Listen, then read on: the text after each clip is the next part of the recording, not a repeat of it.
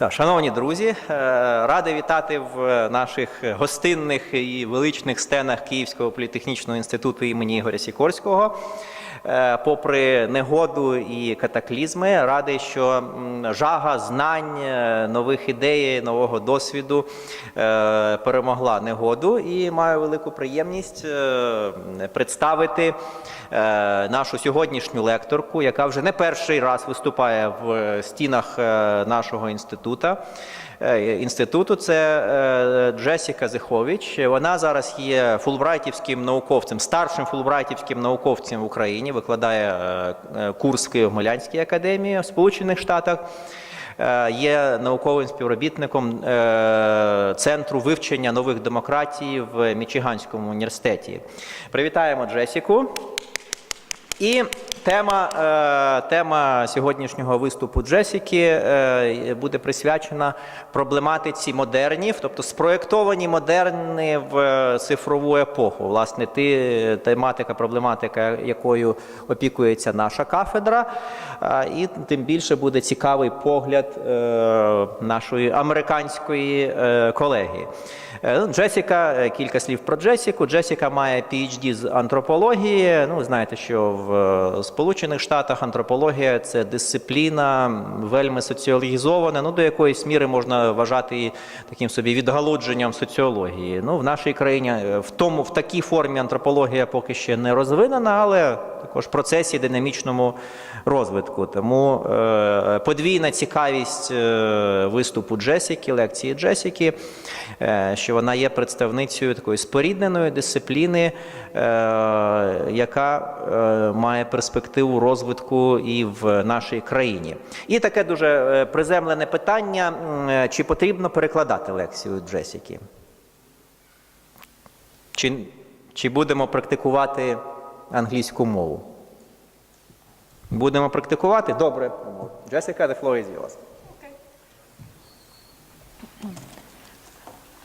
Добрий день.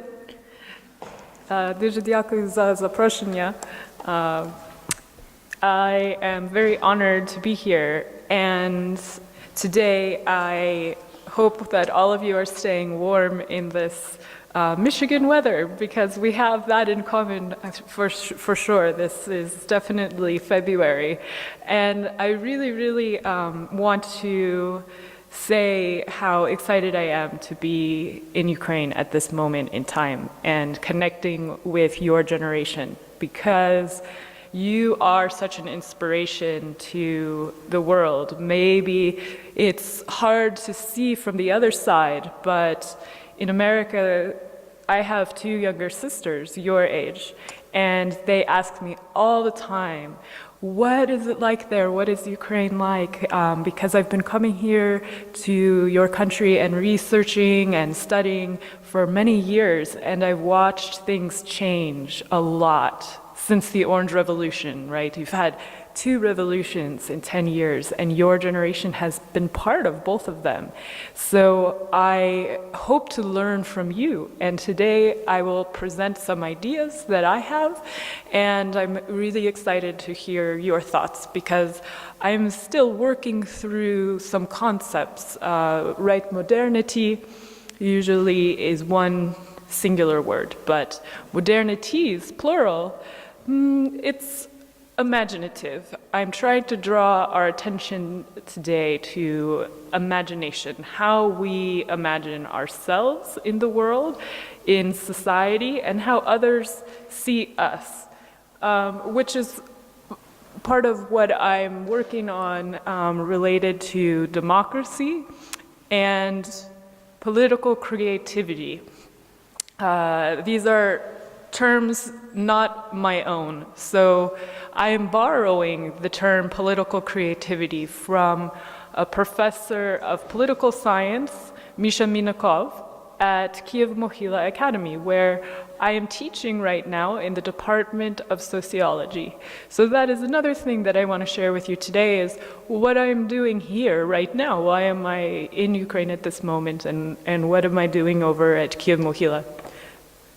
So I am a researcher primarily, and I'm working on a new project that I was very, very, very lucky and blessed to receive support for from the Fulbright program, which is an amazing program that started in the 1960s and started in Ukraine in 1991. So this year is the 25th anniversary of the program.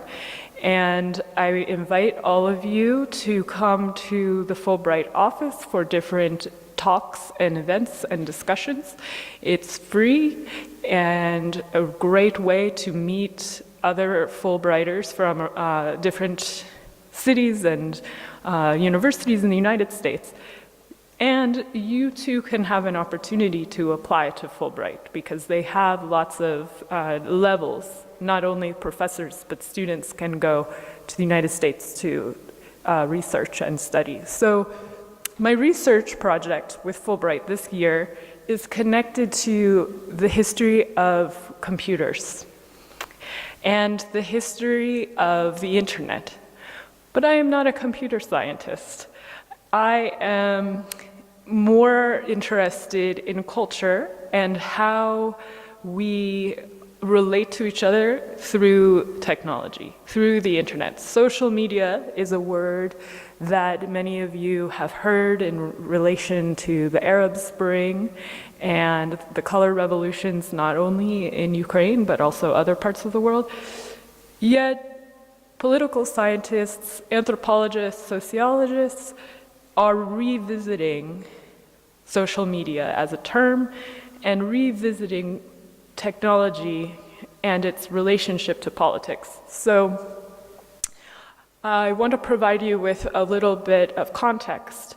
The Freedom House Index is a great resource for measuring development around the world because they have wonderful, wonderful data from maybe 200 countries, and they collect this data every 2 to 5 years. So it's usually pretty current. And all of you, I know, are writing projects in your courses, so maybe this can be a resource for you when you are looking at different measurements of either financial and economic development, social development. But in terms of the internet, they have done a lot of work on internet freedom. Свободність по інтернеті. What does that mean? Well, in the Freedom House Index definition, it is comprised of access to the internet and also management of resources online. So here you can see for 2017, last year, Ukraine is listed as partly free. And within this listing, you have an overall score of 45 out of 100. Out of all the countries, 200 countries that were surveyed, Ukraine is about halfway to free internet. The obstacles to access are very low, because actually Ukraine has a lot of access to the internet. There are 120 subscriptions per 100 users, which means there is a surplus of access. So that's not really the problem. And part of the reason access is so good here is because Ukraine has the cheapest internet in the world. It's very expensive in some countries relative to what people make in their income for them just to be able to have the internet. So Ukraine is doing great with access. Limits on content, the score is 16 out of 35. So there are some limits on what websites you can access from the Ukrainian internet, but that's not really the problem either, just because you have right now, you're able to access lots of websites. Things are not blocked. And violations of user rights, you are at about 20 out of 40. So this is more of an issue, and part of the reason that the internet usage here is not free is because users of the internet sometimes don't know their rights, privacy rights, for example, how your information is shared or used by government or by companies. This is part of education. So all of you being here at the technical university, you are leaders in educating yourselves and your communities about the internet. So you are the future of a freer internet in Ukraine. The global standing of internet usage is about 35% of countries are not free, 29 partly free category, 24% are free, and 12% have not been studied or assessed. So basically, only 25% of countries in the world have internet freedom. Freedom meaning access, knowing and protecting their rights, and free flow of content or management of content. And we'll speak about that a little bit later. So what I'm speaking about also with relation to freedom, we can use a different and more advanced term to describe this dynamic, and that is the digital divide. Some of you probably have heard of this term already.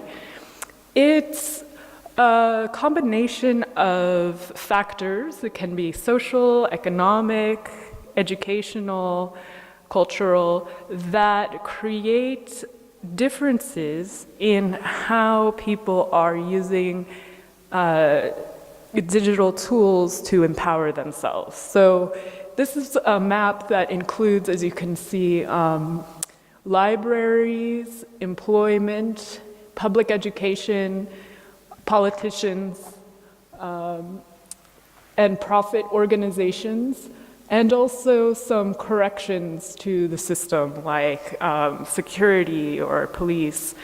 So there's a network, an entire network and web of information on how the internet is creating some barriers or creating some facilitators to help or to work against people's everyday lives and their ability to have equality with other citizens in their society.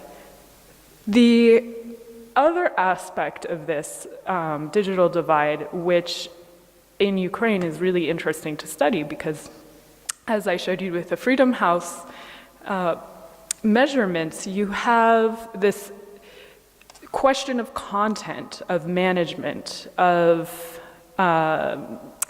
basic sort of access to subscriptions of scientific journals. That is one really good example, I think, that's relevant for our university, where internationally some countries have access to information that other countries do not.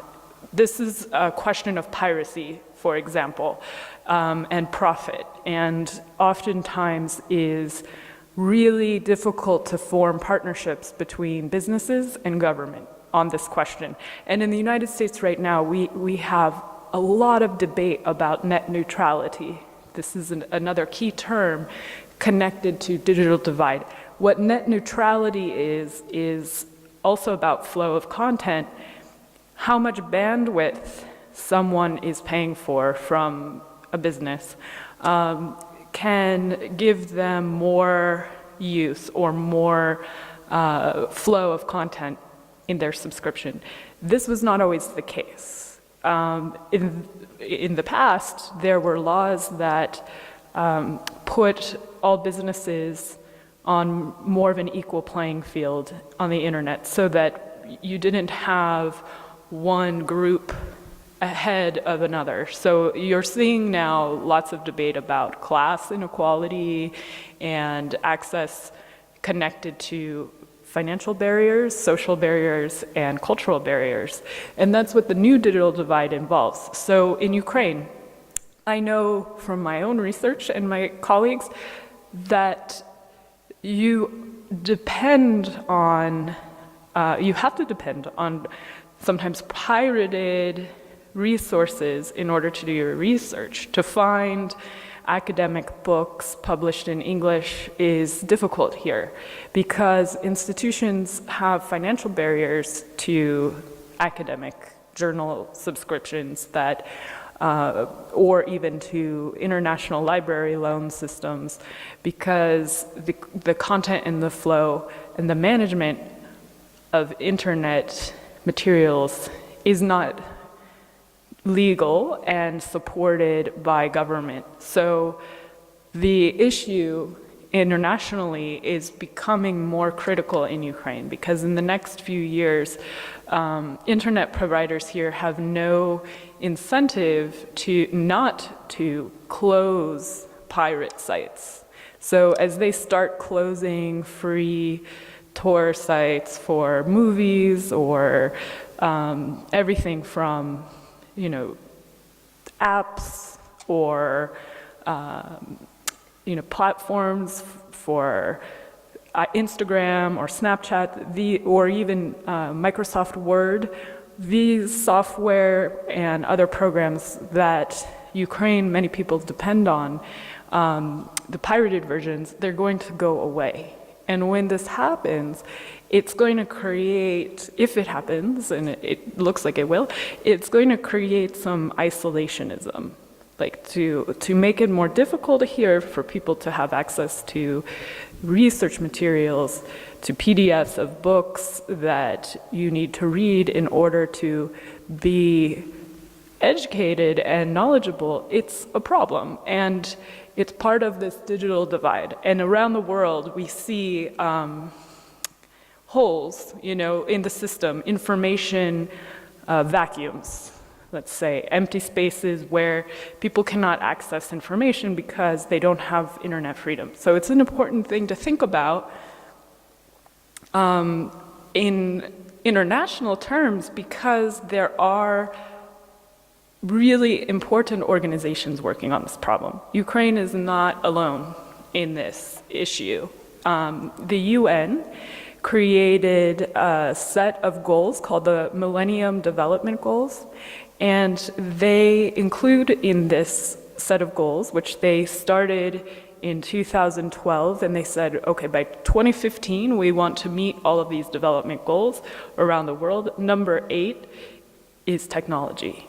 Number 8 also involves internet freedom, access and content management, and within this framework, every 2 or 3 years, they reassess whether they are meeting these goals. By 2015, I went and I checked just recently, because my students at Kiev Mohila are also actively learning about this topic with me, and I wanted to see if they met the goals in 2015, and they did not. So the report on Millennium Development Goal number 8, which involves technology, shows that there's been a lot of investment into the problem, but not a lot of returns. So it's becoming a little critical. Now that brings me back to my theoretical frame. I've given you a lot of information, a lot of facts, but what does it mean in the larger context of researching politics? Politics, political science, political theory, rights, studying rights, these are changing, right? The technologies we use, even how we are voting. In the US, we have a lot of debate about our electoral system. As you know, because of the elections, there's investigation happening into how our electronic networks actually changed our elections. Is this the best way to conduct democracy? Should we have something in addition to the electoral ballot? Is there a better way to choose our leaders? This is my question about modernities. And I put here a crossroad, and all of these signs have nothing written on them. So we are standing at a crossroads. We have to make decisions about these things. But there's no word to describe what we mean when we talk about digital democracy. This idea was piloted in the 90s, and a lot of the politicians in the US who were working on this, Al Gore was one of them, they had very specific incentives, motives in the 90s to be working on this question, because they were also connected to profit-generating companies like Google, who were starting to increase and expand their networks and their users in the US, because a lot of users in the US didn't get onto the internet until the late 90s. Most people in the 90s did not have internet access. There was America Online, AOL, and a few other service providers, but most people didn't need the internet at that time. Now, we all need the internet, and everybody here, I'm sure, has a mobile phone with internet on it.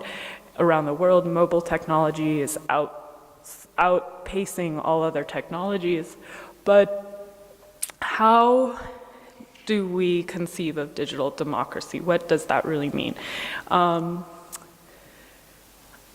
I like to do things with words. As J.L. Austin, the linguist, wrote, that going back into the history of a word, very often into Latin, we come back pretty commonly to pictures or models of how things happen or are done.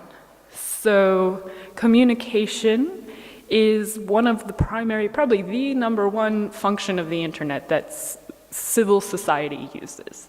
That in a democracy, and if we're thinking about digital democracy, communication on the internet is extremely important for us to consider if we are leveraging equality between citizens to make choices about their lives, to make choices about how they want their country to look like, or how they want, or how you want your future to be. When I'm thinking about modernity also, I'm thinking about not only the good sides of what we call information networks, because we also have to consider the problems that we are facing. Right now, we have this word in English, fake news, and here I'm very aware of the initiative Stop Fake.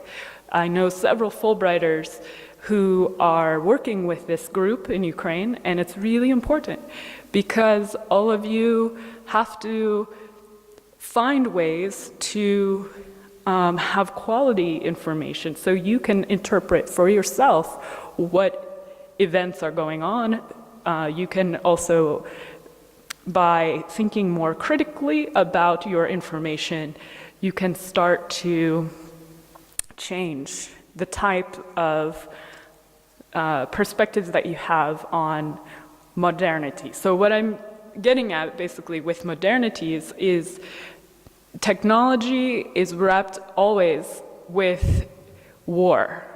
The development of the internet is also the history of the military. In the United States, the Department of Defense, the Pentagon, was the first place where the internet was being invented in the 1950s and 60s. Here in the Soviet Union, it was Kiev. The first computer in the Soviet Union was the MESM, and you can go and see it in Kiev. You can visit it. It's a giant computer. It's almost as big as this stage. It's in its own room, but this room is now a monastery. So it's kind of ironic that the site of the first computer is now a monastery, but it's a fascinating place. And Kiev is a fascinating place for understanding this history because it's not only about science, it's also about culture. It's about how America and the USSR spoke to each other. It's about communication and about language. The internet was not managed completely inside of the US military. We also had people in California working at Stanford and Santa Barbara on how to send an email. And the first email was, in the world, was sent from Stanford to UC Santa Barbara, the university, and it was LO. That was the only word in the email, LO, because the scientist who was sending it couldn't type login fast enough. That's what they wanted to write, was login. So it was just low. But what I am illustrating here is that the competition between business and Department of Defense, the Pentagon in the US, this drove a lot of innovation and a lot of new ideas in the development of the internet. But it also created a culture. In California, the first job that Steve Jobs had, along with Wozniak, who doesn't get mentioned as often as Steve Jobs, but he's just as important in the development of the internet, was at Atari games, Atari video games. And out of video games, actually, came a lot of the interfaces that we use to communicate every day. We don't think about it when we log into our computer and we see the screen and we have certain buttons to press. We don't really think about the design behind these things, but there are people and stories and ideas and politics behind every single part of the interface that you use every day without thinking about it. Another kind of interesting anecdote on this point is that in the Soviet Union, there were fierce debates about whether we should use the word memory or not to describe a computer. Should we say, my computer's memory, we will store, 2,000 files. Well, this was controversial because people did not all of the scientists and politicians especially believed that humans these words could link humans and machines. That metaphors for computers that we use to talk about computers today, the metaphors we use are actually human metaphors. Memory, my computer is thinking, talking. We talk about our computers like they are humans or robots. And this was a political debate in the Soviet Union because the idea was that it could be connected somehow with the structure and the ideas of fascism. That if you start talking about a person like a machine, that then you are dehumanizing that person. But eventually the metaphors changed and became linked to the genome and experiments in mapping cells and developing cells, and the whole structure in the Institute of Cybernetics was not only about the function of a computer, but it was an imagined society, imaginary idea that you could take a computer, or the definition of a computer is not just a personal computer that you use that has, as I said, interfaces from Atari and all these other games, Nintendo from Japan, but a computer is any machine that can calculate or process information. So computers run our cities. All of the lights that you see in the street that control the cars, red, green, go, stop, these are all done by computers. And underneath the city, there's an invisible city. And it's an infrastructure of electronic information. And this infrastructure developed out of the imagination of cybernetics scientists working in Kiev and Moscow primarily. They were brilliant mathematicians, brilliant. And they thought they could optimize a society to self-correct so that you wouldn't have grid malfunction or economic breakdown. And the idea was a little bit different in the US. So there were similar imagined ideas of management that you would have a grid that would self-correct, but it was based in obviously capitalist competition, and the Soviet Union and the US were definitely politically working sometimes against each other in developing the internet, but they were also collaborating. Scientists would go back and forth between the Soviet Union and the US, and the internet was had a dual function of both dividing civilizations and bringing them closer together, because it was used in development of weapons, but it was also used in the development of communication and scientific advancement, mathematical advancement. So it's complex. If we start to study the internet in international relations, we can understand something about today, about what is going on today in global affairs and in international relations, because a lot of the web that we use, it's not floating somewhere in the sky like a ghost. It's connected to these grids that are underlying our cities. The electricity that we require for the internet is a physical thing. It's a geographical thing. It has servers, it has specific locations, and your information is also geographical. So if your computer tells the grid that you are in Kiev, then you are going to be there like a passport, right? So it's not anonymous, and for this reason it's also really important for you to remember to use antivirus software and to protect your information, because as more and more people use the internet, it's really more and more of a public place, and it is a public. So when we think about the history of cybernetics, I include a social graph, because you not only have scientists who were working as mathematicians, but you also have authors, you have writers, you have, for example, Asimov, the famous Russian sci-fi author. Sci-fi is connected with the cultures of early internet developers, game developers.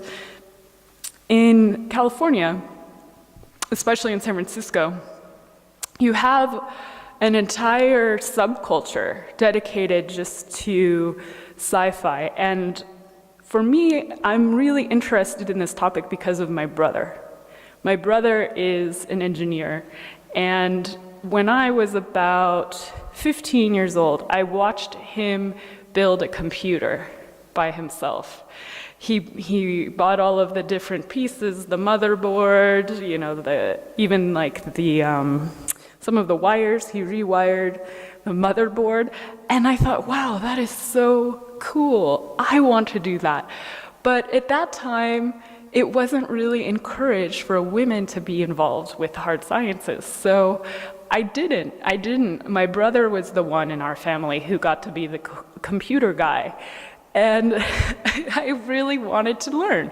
So later on, I started taking computer classes, and I went to Vancouver, Canada, and spent the summer there learning about cybernetics and culture of computers with many women and men as well, but it was more gender balanced at that time because they deliberately wanted to include women. So this is also kind of an interesting part if we're thinking about culture of computers. There are some great initiatives in the US happening right now for women in science and young women who want to get involved with this. So one really famous initiative is called Girls Who Code, and it's about writing code. And there are online clubs that you can join for free with this group all around the world. You can connect with them, and they will teach you over Skype or different platforms how to code. And not only code for basic computer functions, because maybe you don't really want to build a computer like my brother did, because you can find better uses for your time today. But what you can do with some of these code programs is create creative projects. Like you can make a movie, or you can make a soundtrack, or you can also, with some animating devices, make something light up in a way like for fashion design. This is becoming popular, to have like clothing that has computers in it, sewn into the clothing. Why would you want a computer in your clothing? Well, there are different creative applications for that. And this is also connected with the Internet of Things, right? The Internet of Things, that now when we are online, sometimes we're not even aware of it. Like our phone, our mobile phone is online automatically, or maybe we have a watch with internet or some other device. But this is kind of how our world is functioning now, with internet all around us, working and positioning us in space and time. And you can look to the future and think of utopias, but we're not going to do that today, because it's not utopian either to have the Internet of Things. And there's been great analyses by thinkers like Liz Losh, who is one of the people at this conference or the seminar in Vancouver that I was at. Liz Losh, she writes about education and the internet, and how some barriers have arisen with the Internet of Things, that now we have so much information, sometimes we forget the difference between education and knowledge, or we do not appreciate human teaching enough, and we rely too much on small bits of information, or maybe interpreting things ourselves, because we think if we sign on to an online course, we don't need to ask any questions. It will automatically answer our questions in the Q&A section. This type of thinking is getting away from what education is supposed to do. And I think a lot of the culture of the internet can have a negative side in this way, because we forget the social components of learning, and there are better applications, more, I think, constructive applications of some of these learning programs. And that is a big interest of mine, because I'm in the sphere of education. And speaking about education and origins of political creativity, which was the term that I started with today, and I used that term from Misha Minakov's recent book about Ukraine, After Maidan. But I am speaking from the American context, and for me, my inspiration also when I think about political creativity is the story of the civil rights movement in the US. Because right now I know Ukraine is going through a really, really hard time. And the war in the East is a constant presence here, and something that I try to remember when things are difficult is the people that fought for what I have. That in the American context, the civil rights leaders from the 1960s, what they did for us, what they did for me and my generation, is they gave me a language. They gave me words to describe rights and my experiences. And this picture here is of a really critical moment in the civil rights movement in the US. It was in 1957. This was the first Black woman to go to university in the US. And what happened behind the story, it's really interesting. 3 years prior to this moment, the Supreme Court ruled that schools should be integrated. So the Supreme Court in Washington, D.C. said every university in America has to let black people in, because they were all white prior to that. And in this ruling, they said the university at Little Rock will be the first university to let a black person in. And what happened was the local voting districts, they gerrymandered the districts, so basically they cheated the leaders at that time, and they said, no, we are not going to let any black people in these schools. And there is an organization, it's still an organization called the NAACP. It's the National African American organization, and these leaders, they were connected to Martin Luther King, one of my heroes, and they decided we are going to integrate the schools ourselves. So we're looking for volunteers who are going to go and be brave and go to school, even though the local leader said no. And this young girl, Elizabeth Eckford, she volunteered to be the first black woman to go to school, and she did, but it was a very traumatic experience for her because she was attacked, and then she had to leave that day, so she was not successful. She didn't get into the university. However, the President of the United States at that time, Dwight Eisenhower, he overruled the local leaders, and he said, yes, I'm going to take her to school. So he ordered the 121st Airborne to escort her into the university. So they ended up being successful because they had the support of the President of the US. So they won.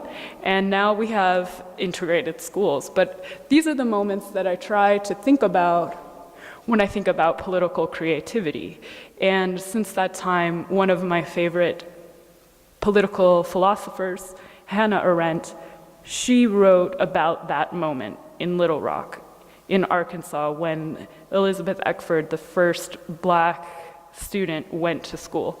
And this is what she wrote about that moment. She wrote this in the 1950s in the context of thinking about the Nuremberg laws and the Eichmann trial and the post-World War II order. She wanted to think about how to make a better world for herself and her children, so she was interested in universities.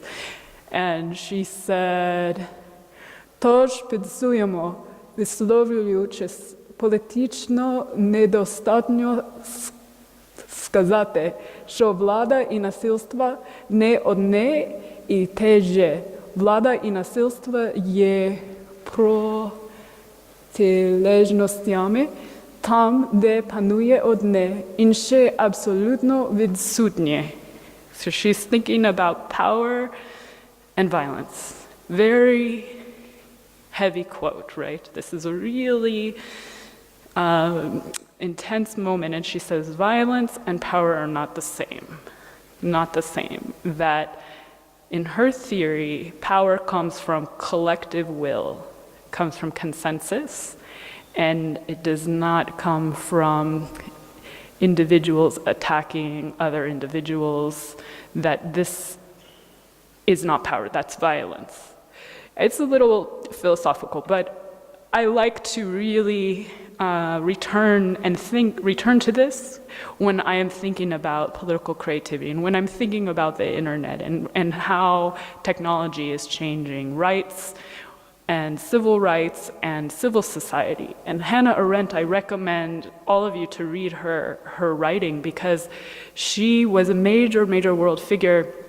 And if you're sociologists or anthropologists or political scientists, I think she has something to offer everyone in these fields, because she was living and writing at a time when things were radically changing, and she was traveling between New York and Germany quite a bit. She was Jewish, and she was a German Jewish woman, and her teacher, she found out in her university, Heidegger, famous philosopher, Heidegger, maybe you've encountered him, he had very complicated relationship to to Germany, to Nazi Germany, and she disagreed with him and his positions, and she broke from him, and she developed her own thinking. And so I admire her for that also, because she did not just follow and agree with what her teacher told her. She came up with her own idea. And if you want to know the story of her life, I really, really encourage you to see the film. It's a German film made about her, and it was made only 2 or 3 years ago. So it's a new film, and it's excellent. There's excellent acting, and it gives you also a lot of sort of background for her book. So when you read her books, you'll know something about her. And the last slide that I wanted to show is an art piece from Trafalgar Square in London. This is an empty monument, basically. Right now in the US, as I told you earlier with this moment in Little Rock, we are returning to the civil rights era. We have a lot of conflict right now in our civil society. We have a lot of ugly things being said between blacks and whites in my country, and this is a time that we need to return in my country. We need to return to the civil rights movement and what it meant, and people are doing that, and they are doing that through debate, because of course consensus is maybe what we want. We want power. We want to agree together and have collective will, but we have a history that is different for each person, and sociology and history are connected, right? The way you interact with people is also to understand where they are from, what they believe in. And we have monuments throughout our country, like mostly in the South, and these are monuments to the Civil War that happened in the US in the mid-19th century. And some people still believe that the Confederate monuments should remain from the Civil War. And there have been a lot of these monuments taken down because some of the Confederate leaders owned slaves. So it's a coming to terms with the history of slavery also in my country that these monuments stood for. And I know since Maidan in Ukraine, there has been a lot of debate about these Lenin statues. Also, the Lenin statues are coming down. It's a very different context and totally different history than in the US. But there's a parallel story, which is that in both your country and my country, we have monuments that we are thinking about for the next generation. What kinds of political creativity or what kind of society do you want to see for your children? And here I like this art piece because it's empty, because it is an open space. You could have anything there. I think it is a symbol of the future, that we have work to do. We have a lot of work to do because these are not easy questions, and there's not only one answer. Another art, I like art in political context for this purpose because it helps us to debate. Artists do not claim to make facts from history. So it opens us up to not just having one answer, but to debate these things and to come up with some understanding so that we can have a dialogue about our future. So with that, I would like to hear what you think. So those are my ideas that I'm working on, and I would love to share more with you about my students as well and what I'm doing at Kyiv-Mohyla, so feel free to ask me whatever you would like to. Thank you. Thank you. Jessica, may I ask a question kind of dealing with your conceptual framework or frame of references? Sure. You know, what are the thinkers who influenced the most your thinking or approach or interpretation of modernity? And I also noticed that you conspicuously employ the notion of modernities in plural. Have you been influenced by Eisenstadt and his school of thought on multiple modernities?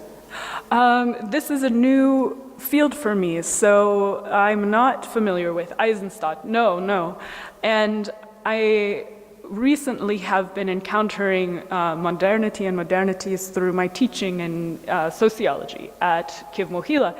And one of the things that I have been thinking about is institutions as the rise and development of sociology as a field and also museums in the 20th century happens. This is a way of projecting a modernity or inventing a modernity. And in terms of other thinkers, I have been thinking more about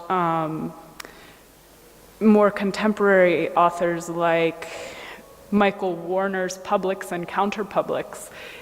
He's not foundational in sociology. He's a cultural historian, but it's a different area. Yeah. Quite exciting. Thank you.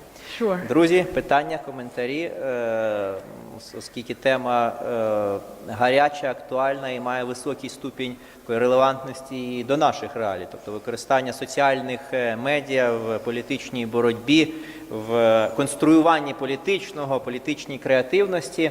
А тепер же ми маємо взагалі-то і теж такий собі спектакль перед нашими очима, а саме це hacking of US elections. And by the way, again, what's your take on all this whole story?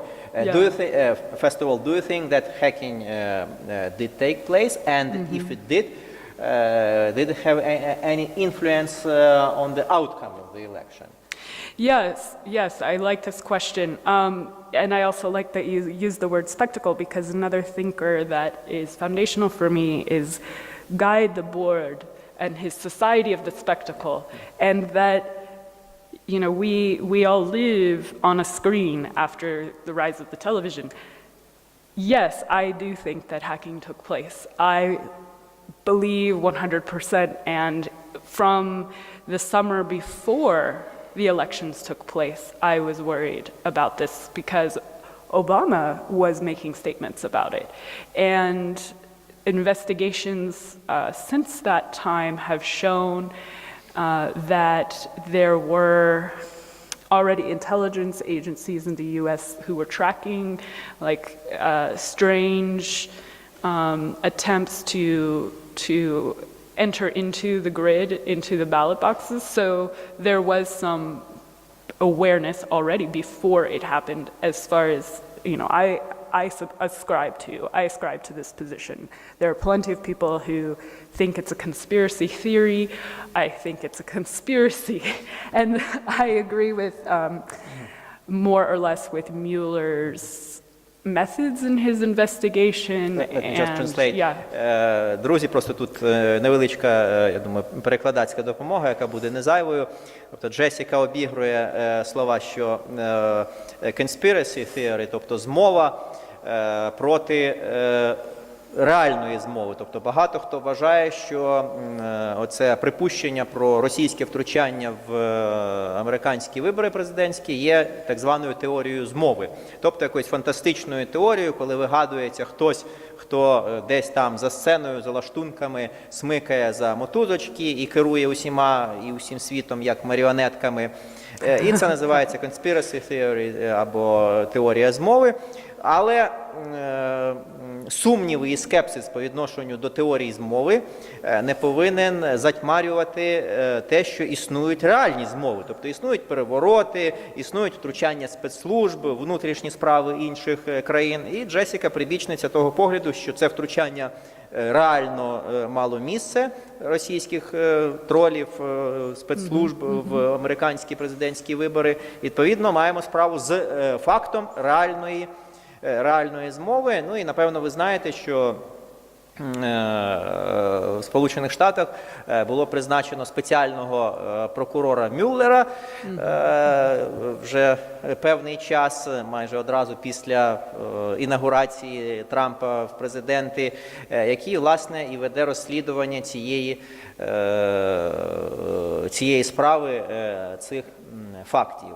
Ну і посада спеціального прокурора в Сполучених Штатах є надзвичайно такою powerful, впливовою, тобто це та посадова особа, яка потім може зібраний матеріал подавати до Конгресу з метою стартування процедури імпічменту президента. Ну, зрозуміло, не все так просто і однозначно, як я описав, тому що і тепер в Сполучених Штатах у зв'язку із цим розслідуванням розгорнулася така інтенсивна юридична дискусія. Спеціальний цей прокурор, special counsel, він може, чи вона, ну в даному випадку він, безпосередньо подавати матеріали своїх знахідок, свого розслідування до Конгресу і вимагати від Конгресу дій, чи це має опосередковуватися керівництвом Департаменту юстиції, яке призначає президент. А якщо це має опосередковуватися керівництвом Департаменту юстиції, яке призначає президент, то зрозуміло, що тут ми можемо очікувати конфлікту інтересів і блокування потім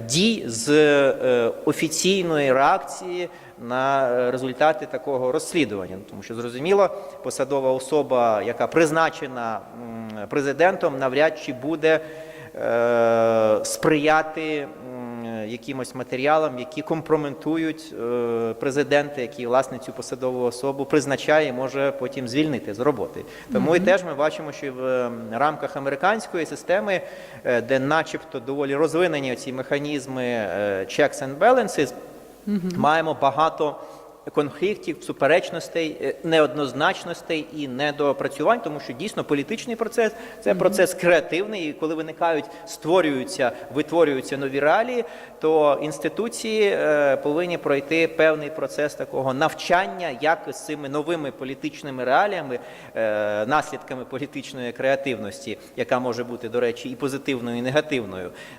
Та ж змова – це теж форма політичної креативності, тільки негативна, спрямована на руйнацію, нанесення шкоди іншій стороні. Як з цими новими реаліями, новими політичними креативностями взаємодіяти, як їх інтерпретувати і, власне, що з ними робити? Так, я додаю трохи теж. Я сказала, що я маю інспірації про civil rights, цивільні права з американського контексту і теж з України.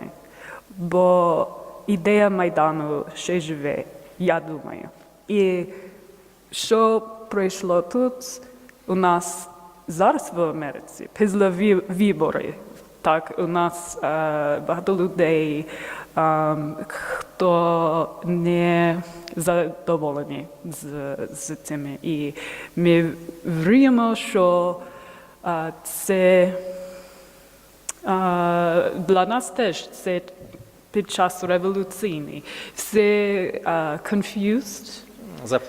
Заплутує, так. Але, можливо, є шанс бути позитивний і never to give up, right? Not to lose this idea. Because I hear in the US many people tell me, oh, it's too complicated. I don't know anything about politics. I don't care.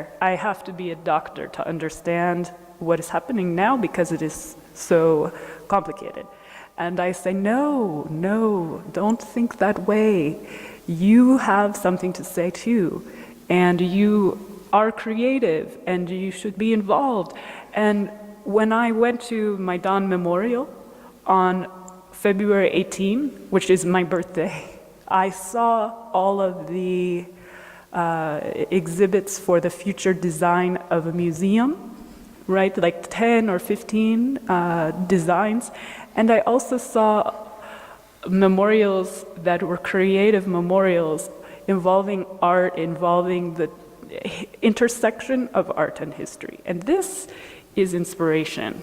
This is really something special in Ukraine, to to be proud of.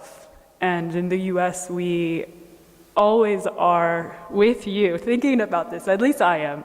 So maybe I'm a little bit, excited for the future. But the question now, is how to deal with the war. And that is something, it's an international problem. I don't think it's a Ukrainian problem alone. It's an international problem. It's a proxy war and connected to this issue with elections. So that is what I perceive. Okay. Більше питання, я хочу чути щось від вас. А можна по-українськи? Я розумію по-українськи. Ви як фахівець з маніпулятивних технологій? А тоді, якщо не важко, до мікрофону. А це ж для запису.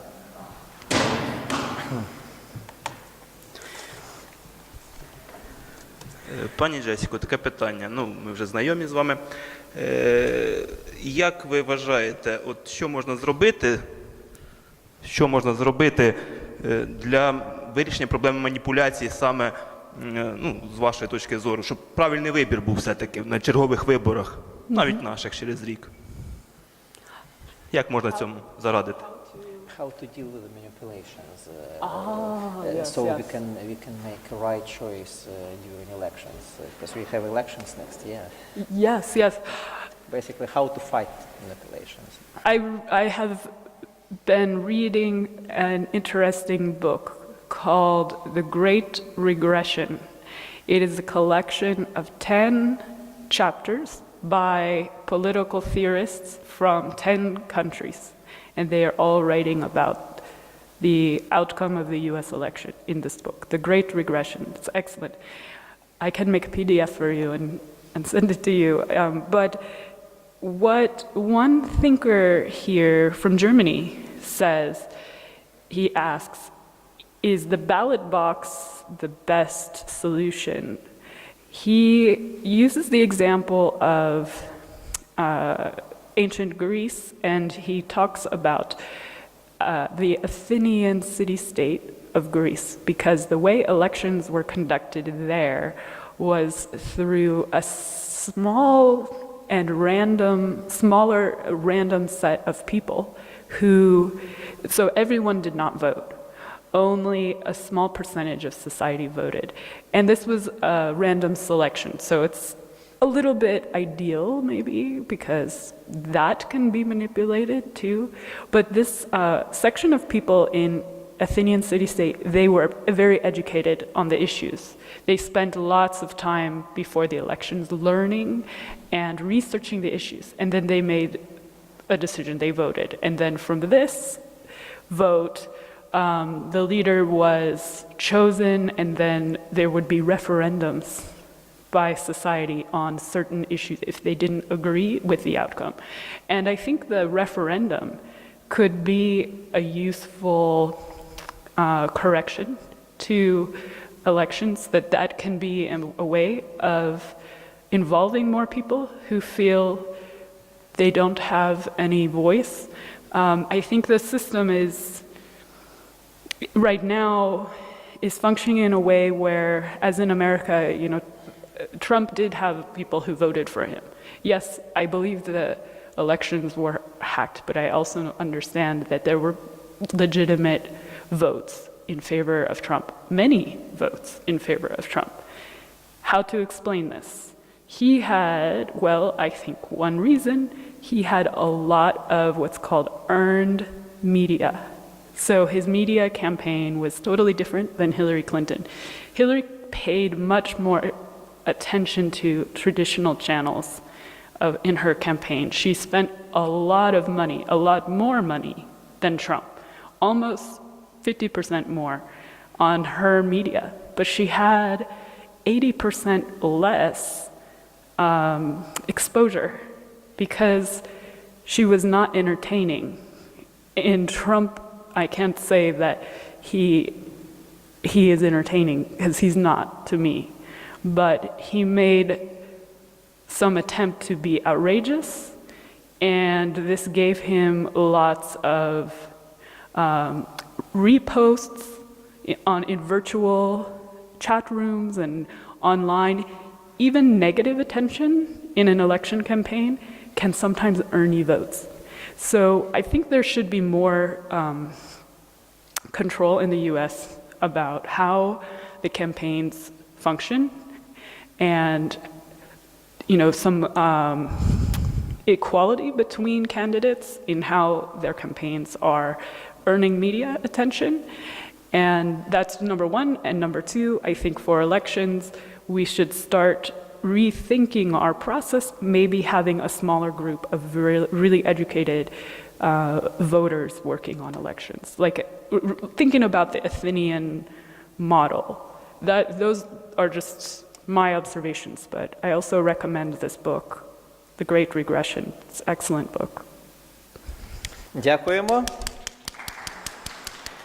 Я сподіваюся, що ми продовжимо наші зустрічі, і ваші виступи, і ваші лекції, тому що було дуже цікаво, і тематика актуальна, і не просто актуальна, а я би сказав, просто болюча, як для українського суспільства, а тепер і для американського суспільства.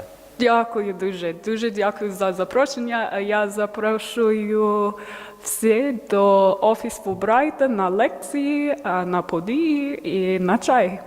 Так, прийди до нас. Дякуємо. Дякую.